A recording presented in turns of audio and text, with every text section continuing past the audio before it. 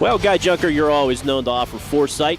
How about 4 football games for the weekend to fall the Steelers' way? One of them here at Heinz Field at 1 o'clock. Still a meaningful game, Steelers and Browns. Are you feeling in the holiday spirit that you're ready to give out some gifts? Well, I think after last weekend, how can you look at this weekend and say it's impossible? I mean, I thought it was impossible a month ago, and they're still kicking around. So I feel good about their chances of beating the Browns. Obviously, they've got a lot more to play for. They've been on kind of an offensive roll the second half of the year.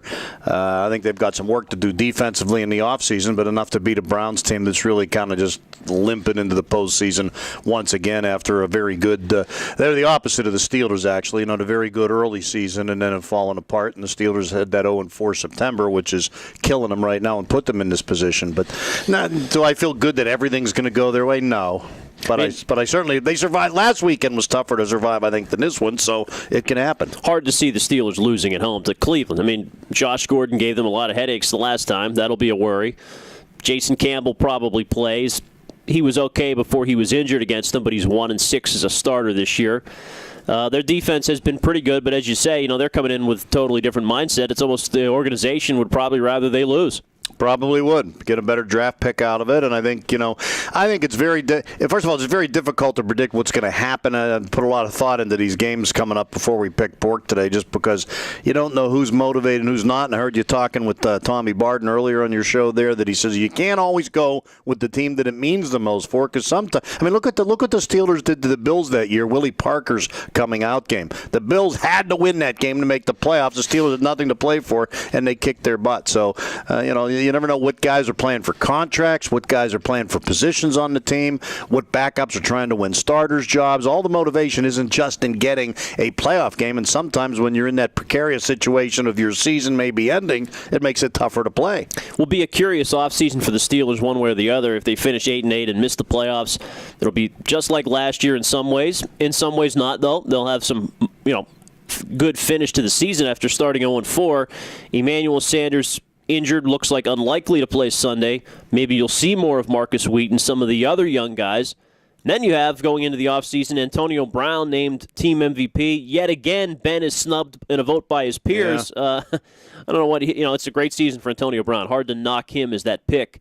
I think you and I had a discussion about that maybe a week or so ago, who was more deserving, and it's you can make a case for both guys. Yeah, you could make a case for both guys. I just think the quarterback touches the ball. The quarterbacks get all the attention in football for most individual awards.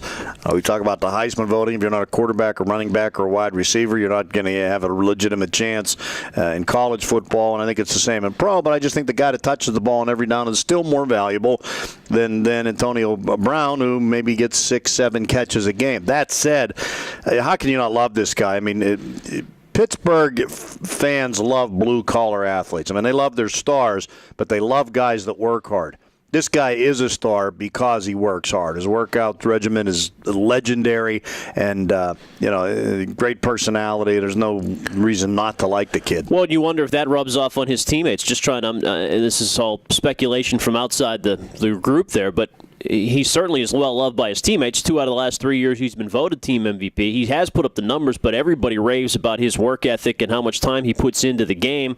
And even earlier this year, we had a criticism of Roethlisberger from a reporter that said he was leaving the building early again, and he was the first one out. And Ben bristled at that and said he goes home and works and puts in the tape study there. But is there something to that? Still keeping Ben from being universally not respected, but I think a little less that than the admiration for Brown. Even a guy like Jericho Cotchery, a veteran who's played in another organization, comes in and takes note. Man, this kid. And I think it does rub off, Ken. It's harder to rub off on an entire team when you're looking at a team of, counting practice squad guys and everything between 50 and 60 guys than it is for, say, a hockey team. What Sidney Crosby does for the Penguins does rub off on the rest of the team. It's a third of the roster, so it's easier for everybody to see what he's doing. But I think that stuff is contagious.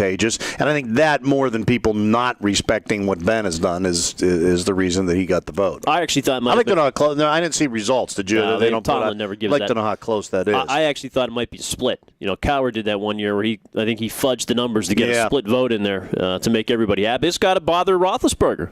To not be named MVP again, he's putting up record numbers too. Well, you've heard the national announcers, the guys that did the game last week, were talking about they think it's his best season ever. Certainly statistically it is. I think when you win a championship, those are your best seasons, regardless of what your personal numbers are. All right, should be an interesting Week 17. We'll be talking about it Monday, and, of course, all day here today on a Football Friday. Ken and Guy, TribLIVE.com.